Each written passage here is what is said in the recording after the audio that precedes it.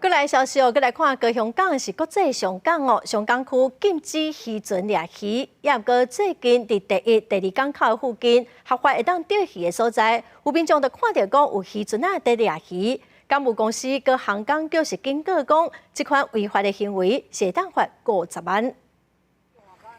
渔船伫高雄港上港区范围内底作业，互钓客看到，将影片放起伫网络。高雄港是国际上港，为着避免出入的货船顶船只发生意外，第一甲第二港口堤岸附近大约5里范围内底的海域，渔船拢袂使掠鱼啊。但最近所有钓客反映，常常看到渔船乌白走来掠鱼啊。放好这也有啊，警察会来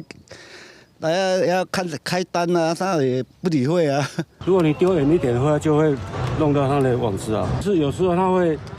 连在那个黄坡体上面哦，他们就不收了啊。伫基顶第二港口北堤合法钓鱼区，测试一透早就袂少钓客来钓鱼。管理人员私下表示，部分渔船会趁暗时来堤岸附近野网啊，造成堤岸内的钓客钓袂到鱼啊，嘛可能会害出入船只螺旋桨交到网啊歹去，有安全疑虑。上港法第36条的第1项，上港区范围内不得采捕水产动植物嘛，违反这个规定啊，依照法则来讲，应该是在10万元以上50万元以下啦。港务公司提起渔船伫上港区范围掠鱼啊，已经违反上港法，上悬会使处50万的罚款。航港局表示，今年到目前为止，总共接到2件海巡以上的违法掠鱼案件，而且港警甲海巡协助处理，来维护上港出入船只的安全。记者陈焕武、柯正俊高雄报道。